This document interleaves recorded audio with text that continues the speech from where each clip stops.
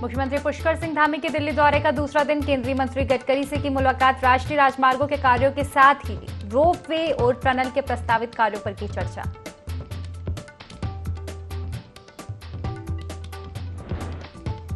लोकसभा चुनाव को लेकर दिल्ली में कल होगी भाजपा की बैठक। सीएम धामी के साथ ही सभी सांसद बैठक में रहेंगे मौजूद। 2024 को लेकर बनेगी रणनीति।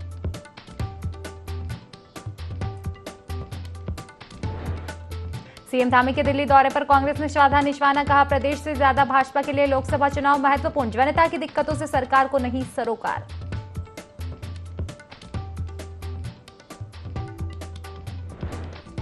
और धामी सरकार की भूमाफियाओं के विरुद्ध कार्यवाही जारी। देहरादून पुलिस से इनामी भूमाफिया को किया गिरफ्तार। पुलिस ने 20,000 का इनाम किया था घोषित।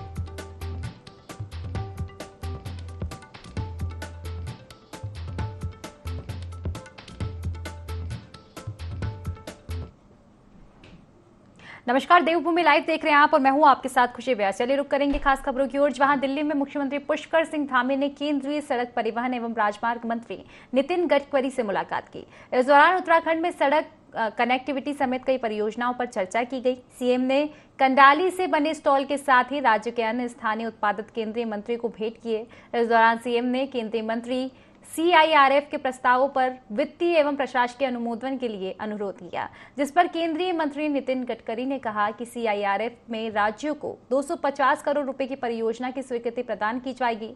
मुख्यमंत्री के अनुरोध पर केंद्रीय मंत्री ने मसूरी की महत्वपूर्ण 2 लेन टनल परियोजना के कार्य को करने के लिए एनएचएआई के अधिकारियों को निर्देशित किया।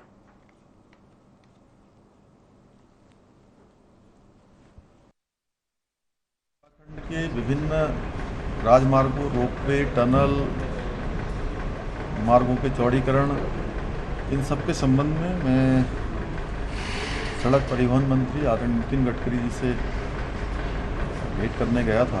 उनसे मैंने जो अनुरोध किया, तो उस अनुरोध के क्रम में सीआरआईएफ में 250 करोड़ रुपए की सड़कों की योजनाओं को उन्होंने स्वीकृति प्रदान करने का आज निर्देश दिए हैं। इसके साथ साथ एफडीआर के अंतर्गत जो हमारे राज्य के लिए फ्लड डैमेजिंग रोड्स हैं, उनके पुराना भुगतान है, उस भुगतान को भी उन्होंने पुनः उन सभी को पुनः प्रस्ताव के रूप में प्रेषित करने के लिए कहा है। तो देखिए, सीएम धामी ने केंद्रीय मंत्री नितिन गडकरी से मुलाकात की। राज्य के विभिन्न राजमार्गों का बजट अवमुक्त करने की उन्होंने मांग रखी। इस दौरान आपको बता दें कि गडकरी ने जल्द ही सड़कों के लिए बजट देने का आश्वासन दिया। कल देर रात केंद्रीय गृह मंत्री अमित शाह से भी सीएम धामी मिले। शाह को आपदाग्रस्त क्षेत्रों की जानकारी उन्होंने दी है। तो देखिए, मुख्यमंत्री पुष्कर सिंह धामी दिल्ली के दौरे पर है। इस दरमियान उन्होंने केंद्रीय मंत्री नितिन गडकरी से मुलाकात की है। राज्य के विभिन्न राजमार्गों का बजट अवमुक्त करने की उन्होंने मांग रखी है। इसी के साथ गडकरी ने जल्द ही सड़कों के लिए बजट देने का आश्वासन भी दिया है। आपको बता दें कि देर रात केंद्रीय गृह मंत्री अमित शाह से भी मुलाकात की है मुख्यमंत्री पुष्कर सिंह धामी ने।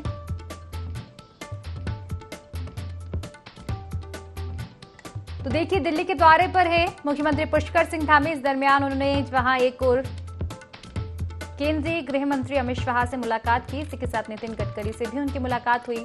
विभिन्न समस्याओं से अवगत कराया गया और इस दौरान केंद्रीय मंत्री नितिन गडकरी ने आश्वासन भी समस्याओं को लेकर दिया है। तो दिल्ली के दौरे पर है मुख्यमंत्री पुष्कर सिंह धामी। केंद्रीय मंत्री नितिन गडकरी से उन्होंने मुलाकात की है। राज्य के विभिन्न राजमार्गों का बजट अवमुक्त करने की उन्होंने इस दरमियान मांग रखी। आपको बता दें कि मांगों पर गडकरी ने जल्द ही सड़कों के लिए बजट देने का आश्वासन दिया है। और इसी के साथ कल देर रात केंद्रीय गृह मंत्री अमित शाह से भी मुख्यमंत्री पुष्कर सिंह धामी मिले थे। विभिन्न विषयों पर चर्चा हुई थी और इस दौरान मुख्यमंत्री पुष्कर सिंह धामी ने अमित शाह को आपदाग्रस्त क्षेत्रों की जानकारियां दी है।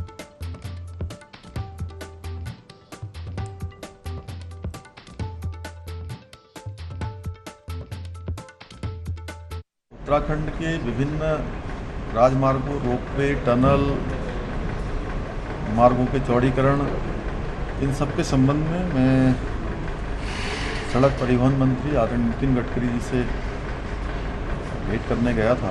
उनसे मैंने जो अनुरोध किया, तो उस अनुरोध के क्रम में सीआरआईएफ में 250 करोड़ रुपए की सड़कों की योजनाओं को उन्होंने स्वीकृति प्रदान करने का आज निर्देश दिए हैं। इसके साथ साथ FDR के अंतर्गत जो हमारे राज्य के लिए फ्लड डैमेजिंग रोड्स हैं, उनके पुराना भुगतान है, उस भुगतान को भी उन्होंने पुनः उन सभी को पुनः प्रस्ताव के रूप में प्रेषित करने के लिए कहा है। साथ ही एक ग्वालदम, सिमली, बागेश्वर और जौलजीबी मार्ग है लगभग 305 किलोमीटर का। उस 305 किलोमीटर के रोड को, उसके चौड़ीकरण के प्रस्ताव को स्वीकृति देते हुए इसे PWD उत्तराखंड के द्वारा कराए जाने का भी जो है स्वीकृति उन्होंने दी है।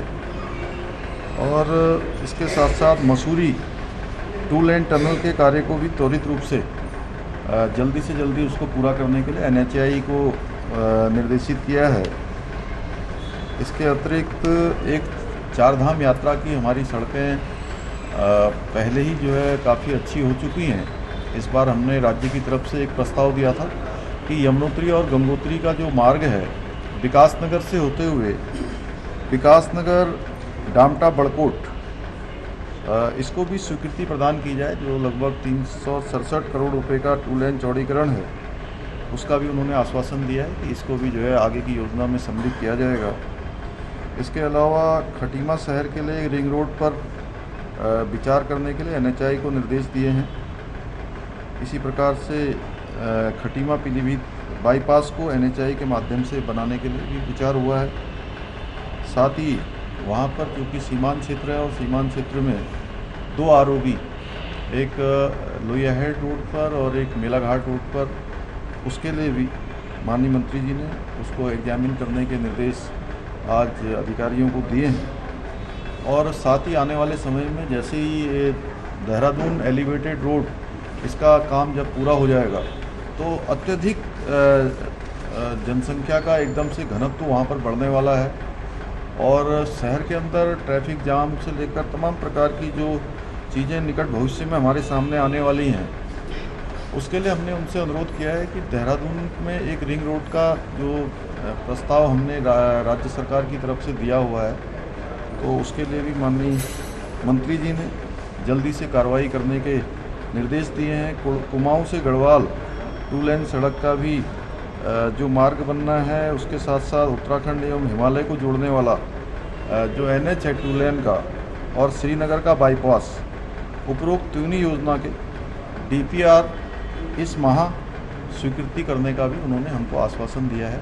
ऐसे अनेकों प्रस्ताव अभी टनल के रूप में, और हमने जल्दी से जल्दी केदारनाथ जी और हेमकुंड और यमुनोत्री का जो रोपवे है उसको भी जल्दी ही कार्य पूरा करवाने के लिए मैंने उनसे निवेदन किया था।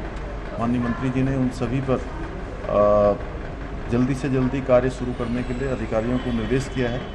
मैं आदरणीय मंत्री जी का इन तमाम सारी योजनाओं पर स्वीकृति और आगे के लिए जो उन्होंने हमको भरोसा दिया है, आश्वासन दिया है, उसके लिए उनका धन्यवाद करता हूँ। पिछले दिनों जिस प्रकार से राज्य के अंदर आपदा और अन्य जो स्थितियाँ हैं, उन सभी स्थितियों पर उनसे विचार विमर्श हुआ है और माननीय मंत्री जी ने, चूँकि बाढ़ के कारण से काफ़ी नुकसान भी राज्य को हुआ है, आपदा की स्थिति में हमारे बहुत सारे जो सड़क मार्ग हैं बाधित हैं, और केंद्रीय जो सुरक्षा बल हैं, चाहे वो NDRF हो, ITBP हो, ये सारे आपदा प्रबंधन के विभाग हों, वो सब उनके निर्देश पर उत्तराखंड के अंदर लगातार अपनी सेवाएं दे रहे हैं। उनके लिए मैंने माननीय केंद्रीय गृह एवं सहकारिता मंत्री आदरणीय अमित शाह जी का भी धन्यवाद भी किया और आगे के लिए उनका मार्गदर्शन भी लिया। नहीं, अभी इस बार केवल विकास के मुद्दों पर चर्चा हुई है, और जो उत्तराखंड राज्य से जो हमने प्रस्ताव दिए हैं या जो वहाँ की ज़रूरतें हैं, उन सभी के लिए मैं अनुरोध करने के लिए आया। उत्तराखंड की राजधानी देहरादून के ऋषिवर्ण सभागार में जिलाधिकारी देहरादून ने जनता दरबार लगाया। आपको बता दें कि जिलाधिकारी सोनिका ने बताया कि तकरीबन 120 शिकायतें जिला प्रशासन को मिली है। इस बार भूमि एवं आपदा से संबंधित ज्यादा शिकायतें देखने को मिली है। जिलाधिकारी ने बताया कि अगर हम चकराता और विकास नगर क्षेत्र की बात करें तो अभी हाल ही में बरसात होने के कारण आपदा से जुड़े कई केस उस क्षेत्र में आए हैं, जिन पर कार्यवाही के लिए संबंधित अधिकारियों को कहा गया है।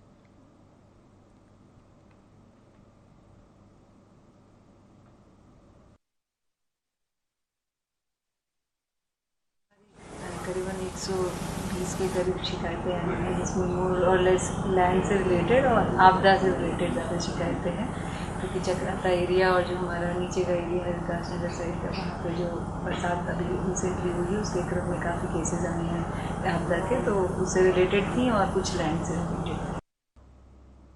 उत्तराखंड शासन के सचिव आपदा और आयुक्त ने आपदा प्रभावित क्षेत्रों का भौतिक एवं हवाई निरीक्षण किया। आपदा से हुई क्षति का आकलन कर वहां पर आपदाओं के रोकथाम हेतु समुचित व्यवस्थाओं के निर्देश दिए।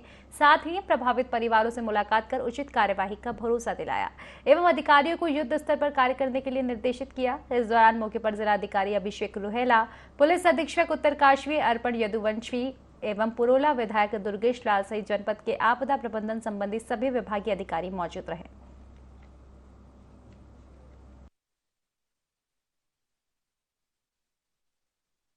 सबसे पहले मैं तहे दिल से धन्यवाद करता हूं कि उन्होंने अपने गढ़वाल आयुक्त और आपदा सचिव जी को यहां भेजा है और उन्होंने यहां का निरीक्षण किया। मैं स्वयं उस पर मॉनिटरिंग कर रहा हूं। उसके बाद जो है आज जो भी होगा जो है किसानों के हित में होगा। पूरी सरकार जो है तत्पर है और प्रशासन को बिल्कुल जो है जिला प्रशासन और ब्लॉक प्रशासन, तहसील प्रशासन सभी को चौकन्द कर दिया। आने वाले समय में जितने भी जो नुकसान हुआ उसके लिए हम जो भी मुआवजा की राशि होगी उचित से उचित मुआवजा उनको प्रोवाइड किया जाएगा। जो बादल फटने की सूचना आई थी उसके बाद काफ़ी डैमेज हुआ है, लोगों के घर में मलबे घुसे हैं, जो सुरक्षा दीवारें थी वो क्षतिग्रस्त हो गई है। हमने लोगों से विमर्श किया, लोगों से वार्ता की, जो घटना है मौके पर जाकर हमने देखा क्या क्या क्षति हुआ है और एक फर्स्ट हैंड जो हमारा इन्फॉर्मेशन है वो हमें प्राप्त हुआ है। अन्य जो लोगों के इशूज़ हैं, किस तरह से काम होना चाहिए, उनके सुझाव हैं वो भी लिए गए, उनसे विमर्श किया गया। अब हम इसके बाद एक सुनियोजित प्लान तैयार करेंगे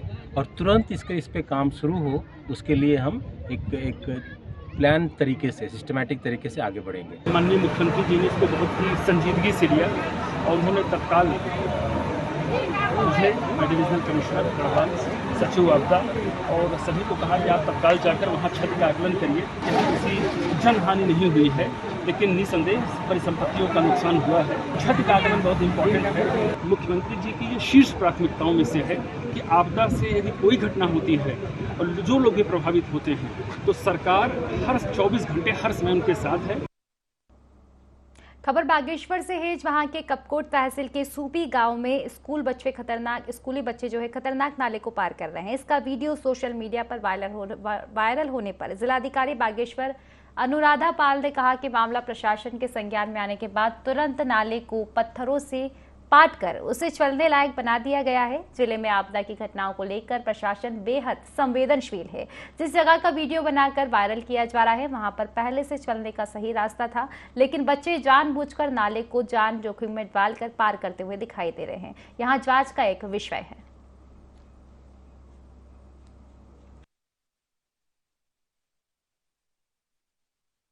टूटा था, तुरंत अस्थायी तौर पर उसमें पत्थर का भरान कार्य कर उसको चलने योग्य बना दिया था उसी दिन शाम तक, लेकिन इसका संज्ञान नहीं लिया गया। केवल बच्चों का, जिस टाइम बच्चे वहां से आ रहे थे उस टाइम का ही वीडियो बनाया गया। क्या पता बच्चों को वहां पे बीच में खड़ा करके वीडियो बनाया गया, क्या क्या किया गया। बच्चों के पास ऑल्टरनेट रास्ता था। अगर बच्चों को लगता कि बहुत ज्यादा खतरा है तो वो नीचे ऑल्टरनेट रास्ते से जा सकते थे और ये सबका काम था। वहाँ ग्राम प्रधान भी हैं, वहां पर काम भी करने वाले हैं, वो भी बता सकते हैं कि बच्चों इधर से खतरा है, नीचे से चले जाइए। ऐसा नहीं है कि ऑल्टरनेट रास्ता नहीं था, बच्चे वहां पर को जाने को मजबूर। देहरादून स्थित उत्तराखंड क्रांति दल के दफ्तर में जमकर बवाल हो गया। यहां आपस में दो गुट भिड़ गए और नारेबाजी करने लगे।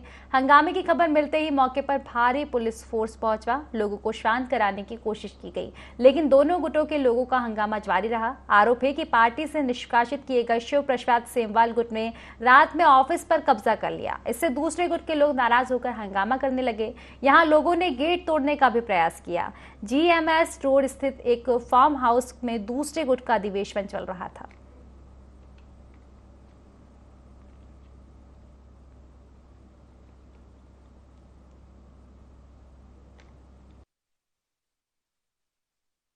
हमेशा खैर, अब आज तो हमें भी पता लग रहा है कि बदनाम क्यों होती है, कुछ कारण तो है। लेकिन क्या होता है, जैसे बोलते हैं गेहूं के साथ घूण पिसते हैं, हम लोग ऐसे ही हो गए कुछ। और आज जो हमारा द्विवार्षिक अधिवेशन होता ही था, हर 2 वर्ष में इसी डेट पे होता था। हम लोग इसी अधिवेशन के लिए यहाँ पे एकत्रित थे सभी लोग, लेकिन हमारे दल से कुछ लोग निष्कासित थे। आज उनको वापस लिया गया। बिल्कुल सम्मान के साथ लाते, लेकिन जिस कारण निष्कासन हुआ है और जिनके साथ इन्होंने बदतमीजी की है उनसे माफी मांग के इनको वापस लिया जाता तो बहुत अच्छी बात थी। अल्मोड़ा पुलिस ने बड़ी मात्रा में स्मैक पकड़ी है। पुलिस ने आपको बता दें करीब 162 ग्राम स्मैक के साथ 2 तस्करों को गिरफ्तार किया है। एसएसपी रामचंद्र राजगुरे ने पत्रकार वार्ता कर बताया कि बरामद स्मैक की कीमत 16 लाख से अधिक बताई जा रही है। चेकिंग के दौरान बेस तिराहा अल्मोड़ा के पास पुलिस ने एक अभियुक्त के कब्जे से 135 ग्राम व दूसरे अभियुक्त के कब्जे से करीब 27 ग्राम स्मैक व एक इलेक्ट्रॉनिक तराजू बरामद किया। पुलिस ने स्मैक तस्करी से इस्तेमाल में मोटरसाइकिल को सीज कर लिया है। स्मैक मीरगंज बरेली से खरीद कर पहाड़ी क्षेत्रों में ऊंचे दामों में बेचकर लाभ कमाने के लिए लाई जा रही थी।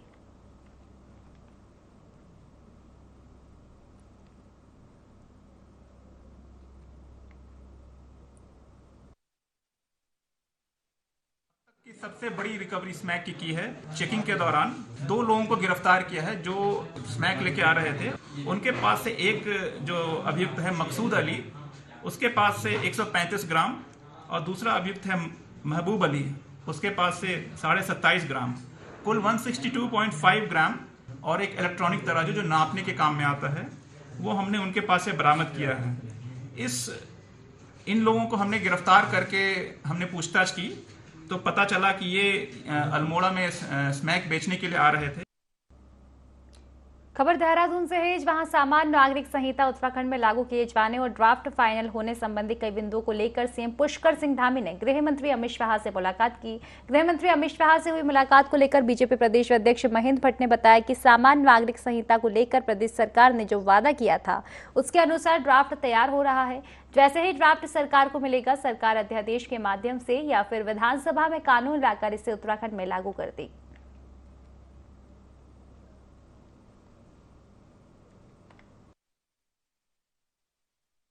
तो स्वाभाविक रूप से निश्चित रूप से इसी पे चर्चा भी हुई होगी और उस संदर्भ में जो हमारी कमेटी है उसकी रिपोर्ट अभी आनी शेष है। जैसी वो रिपोर्ट आएगी उस संदर्भ में तत्कालिक जो वैधानिक चीज़ें हैं उसकी चर्चा करते हुए उसको हम चाहे अध्यादेश के रूप में लाएं चाहे विधानसभा के अंदर उसको पारित करते हुए कानून के साथ और समान नागरिक संहिता उत्तराखंड में लागू हो, यहाँ की जनता की अपेक्षा है और हमारे मुख्यमंत्री दिशा में प्रयासरत है। खटीमा विकासखंड के झंडगढ़ क्षेत्र में स्थित आदर्श राजकीय इंटर कॉलेज के प्रधानाचार्य सुभाष सिंह राणा ने बीती 21 जुलाई कोतवाली खटीमा में लिखित शिकायत दर्ज कराई गई थी। इंटर कॉलेज में नियुक्त अंग्रेजी विषय के शिक्षक ने छात्राओं से छेड़छाड़ की है, जिसके विरोध में छात्राओं के अभिभावकों ने अपना विरोध दर्ज कराया है। कोतवाली पुलिस ने मामला दर्ज कर लिया है और आरोपी शिक्षक को गिरफ्तार भी कर लिया है।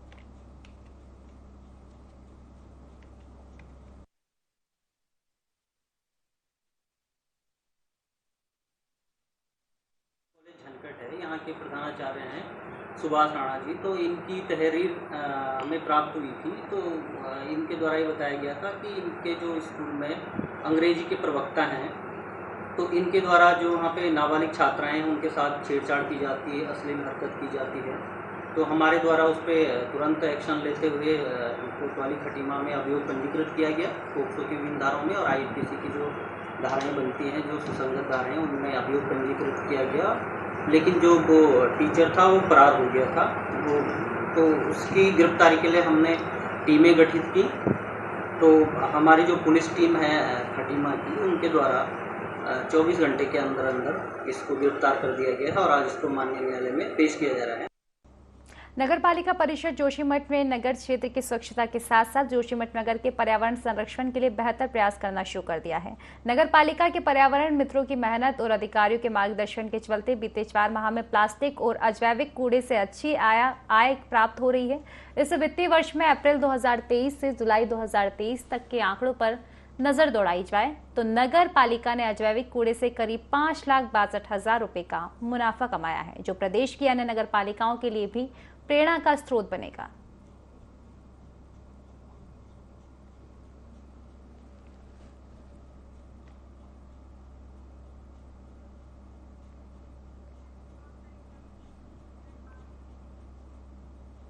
फिलहाल की खास खबरों में बस इतना ही। आप बने रहिए IND24 के साथ। नमस्कार।